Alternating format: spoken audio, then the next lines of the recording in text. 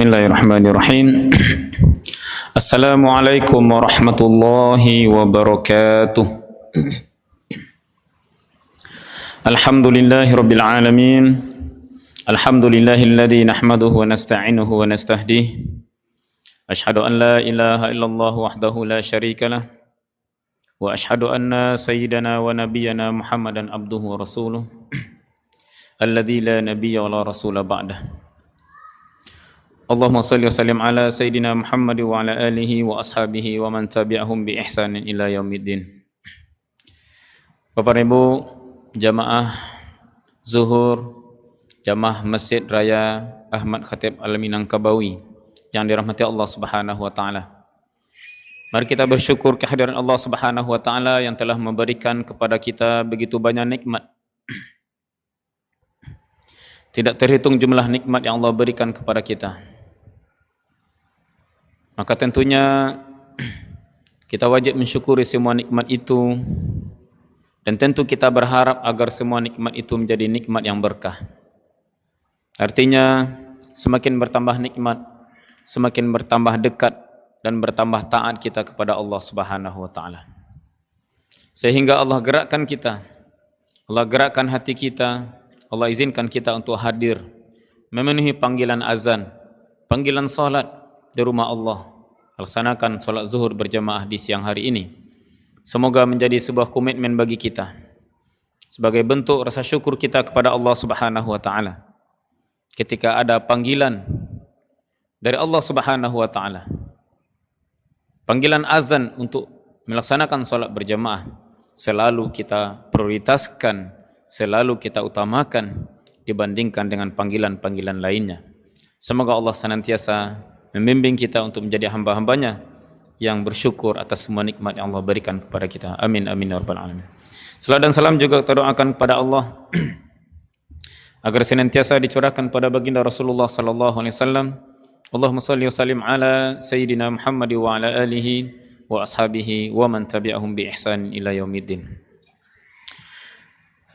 Pribadi yang luar biasa yang tak pernah habis-habis keteladanan dari beliau. Semakin kita membaca sirah perjalanan hidup beliau, semakin kita mencintai beliau. Semakin banyak keteladanan yang bisa kita ambil, semakin banyak contoh nyata yang bisa ambil dalam kehidupan kita sebagai apapun, sebagai siapapun, dan apapun amanah yang ada di pundak kita. Bapak Ibu jamaah zuhur yang dirahmati Allah Subhanahu wa taala, izinkan kami pada kesempatan yang terbatas ini, pada kultum zuhur ini menyampaikan tema tausiah atau tema kultum sebelum zuhur kita pada siang hari ini adalah tentang 3 umur manusia. Bapak Ibu yang dirahmati Allah Subhanahu wa taala, 100 tahun yang lalu lebih kurang ada seorang tokoh, seorang ilmuwan dari keberkebangsaan Swedia. Suatu ketika ia membaca dalam sebuah berita koran yang ternyata salah informasi, yang menyebutkan bahwa pedagang kematian telah mati. Ia tertegun, ia termenung, sementara ia masih hidup dan diinformasikan sudah meninggal. Dan di dalam surat kabar tersebut disebutkan bahwa ia telah menguruk keuntungan yang besar dengan jual beli alat pemusnah massal. Ia adalah seorang penemu dinamit yang merupakan bahan peledak yang pada awalnya diniatkan untuk tujuan merekonstruksi bangunan, menghancur leburkan bangunan untuk kemudian dibangun ulang kembali, tapi kemudian ternyata bangsa-bangsa di dunia dalam masa-masa perperangan menjadikannya sebagai bahan peledak untuk menyerang musuh, untuk menghancurkan bangsa-bangsa lain atau negara-negara lain. Maka kemudian ia mendapatkan keuntungan, mendapatkan benefit dari usahanya tersebut, sampai kemudian satu waktu dia diinformasikan telah meninggal. Lalu kemudian dia bermenung, dia termenung, dia terenyuh, kalaulah hari ini, dan berpikir kalaulah hari ini saya meninggal, maka orang akan berpandangan seperti ini kepada saya. Orang akan mengenang saya sebagai seorang pedagang kematian, karena dari hasil karya saya sudah ribuan nyawa, betapa banyak nyawa melayang. Maka saya tidak ingin dipanggil dengan panggilan ini. Maka kemudian beliau berusaha mengubah image yang tertanam kepadanya itu dengan melakukan sebuah terobosan, dengan memberikan Nobel Prize atau hadiah Nobel. Beliau menginfakkan, beliau mendonasikan 90% lebih kurang dari semua total kekayaannya untuk digunakan sebagai penghargaan, untuk memberikan penghargaan kepada orang-orang berprestasi di dunia ini. Diberikan penghargaan, dan di antara penghargaan itu adalah penghargaan Nobel perdamaian. Ada beberapa Nobel yang kita kenal di dunia ini, Nobel keilmuan, fisika, kimia, ekonomi. Ada juga Nobel kedokteran. Ada juga Nobel dan ada 6 macam Nobel. Salah satunya adalah Nobel perdamaian ini. Maka kemudian setiap kali hari ini ada Nobel yang diberikan kepada orang-orang yang berjasa di tengah kehidupan global ini, diberikan penghargaan itu, maka kita setiap orang akan kenal dengan Alfred Nobel. Maka laki-laki itu bernama Alfred Nobel, seorang ilmuwan berkebangsaan Swedia. Bapak Ibu yang dirahmati Allah Subhanahu wa taala, apa kisah yang bisa kita ambil, ibrah yang bisa kita ambil dari pelajaran ini adalah bahwa kehidupan kita hari ini akan dikenang setelah kita tiada, apa yang orang akan sebut tentang kita. Kalaulah hari ini kita meninggal, apa orang yang akan katakan tentang kita, sebagai siapa kita dikenal, dan apa yang kita lakukan akan disebut oleh orang-orang setelah kita. Oleh karena itu maka umur manusia ini diklasifikasikan menjadi 3 umur. Yang pertama disebut dengan umur biologis.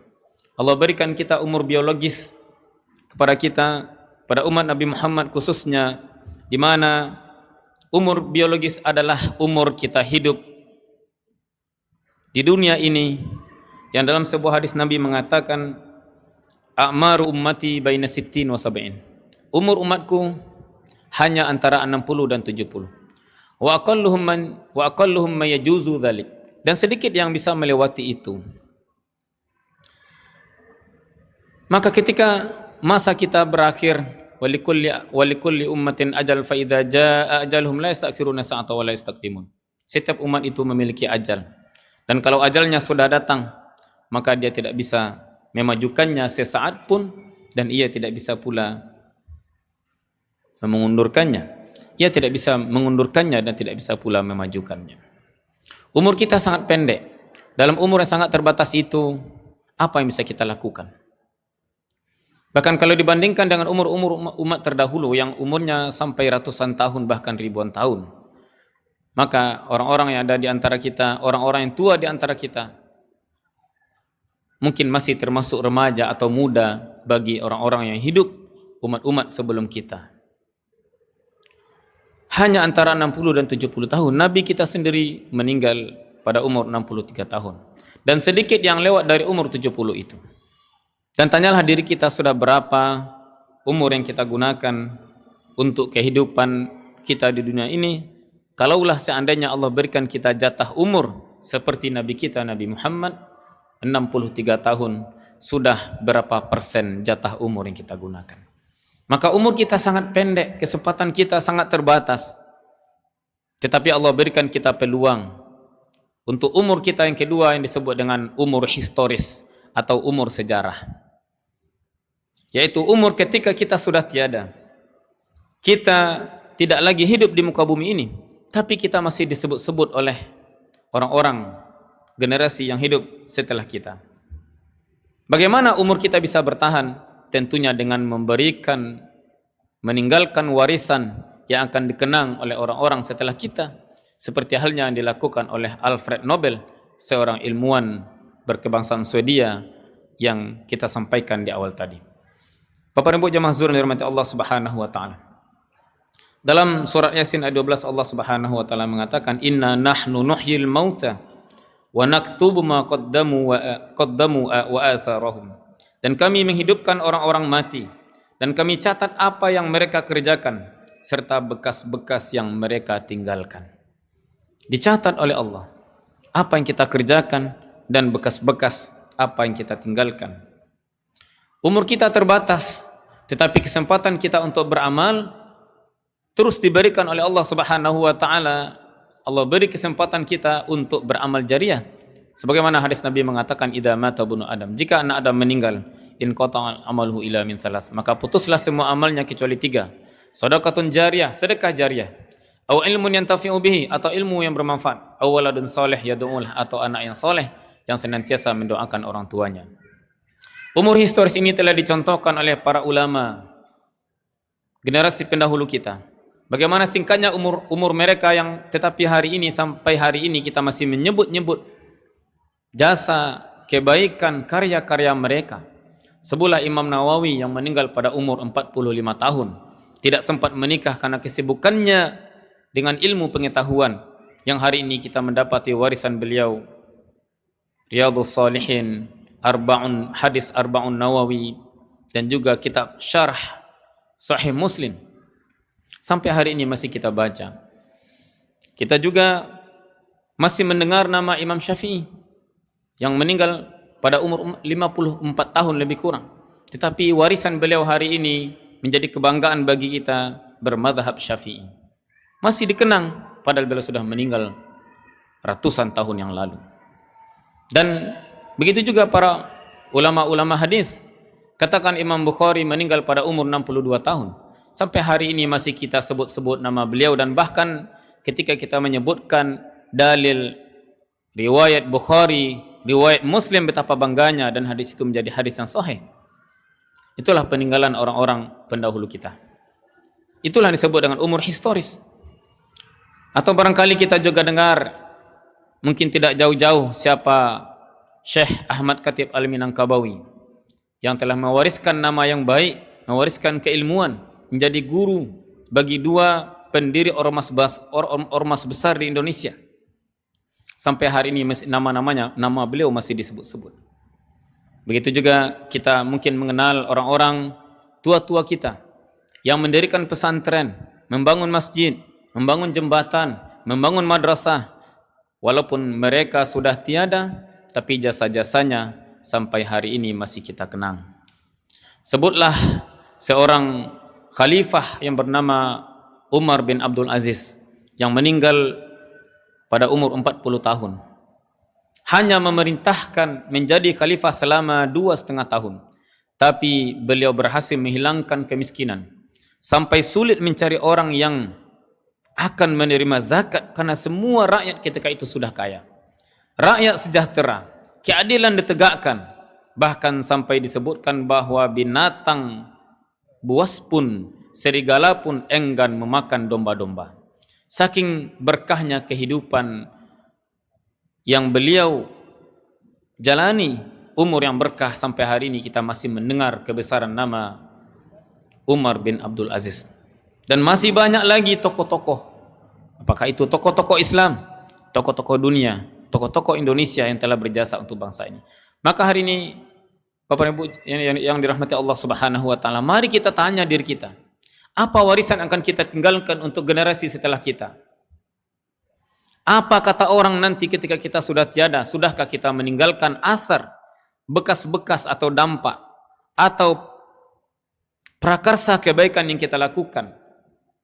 Sebagaimana Nabi mengatakan, man sanna sunnatan fil Islam, siapa yang memprakarsai suatu kebaikan, lalu kemudian orang-orang lain, generasi setelahnya menirunya, mencontohnya dan melanjutkannya, maka dia mendapatkan pahalanya dan pahala orang yang mengamalkannya, dan itu akan menjadi pahala yang akan terus mengalir bagi kita ketika kita sudah tiada di muka bumi ini.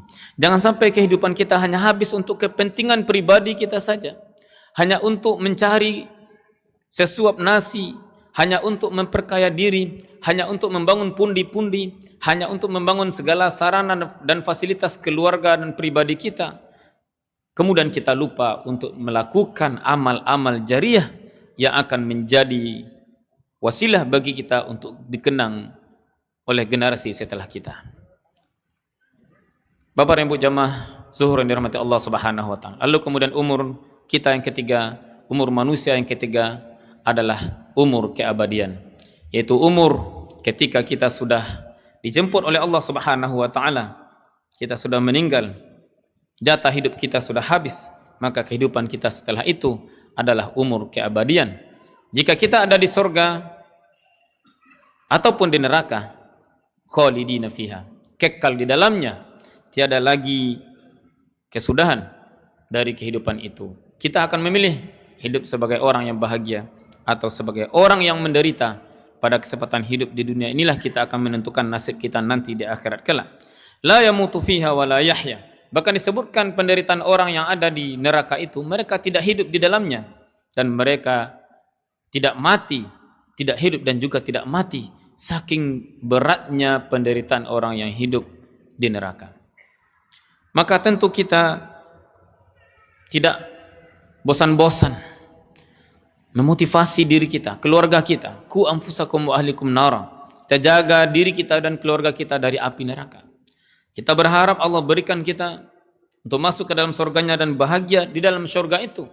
Yuqalu li ahli jannah, kata Nabi, innalakum an tahyau fala tamutu abada. Sesungguhnya kalian hiduplah di surga itu selama-lamanya, kalian tidak akan pernah mati. Tidak akan ada lagi kematian setelah kematian di dunia ini. Hanya illal mautatal ula, kecuali hanya kematian di dunia. Penduduk neraka memohon kepada Allah, ya Allah habiskan saja kami, matikan saja kami, agar penderitaan ini berakhir. Tapi ternyata tidak ada lagi kematian setelah kematian yang mengakhiri kehidupan kita di dunia ini.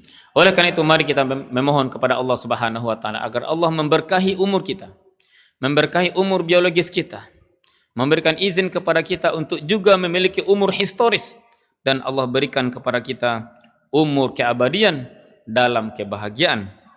Amin amin ya rabbal alamin. Allahumma barik lana fi a'marina waj'al a'malana hujjatan lana la alaina waqtim lana a'malana wa ajalana bi husnil khatimah wa la taqtim ajalana wa a'malana bi su'il khatimah. Amin amin ya rabbal alamin.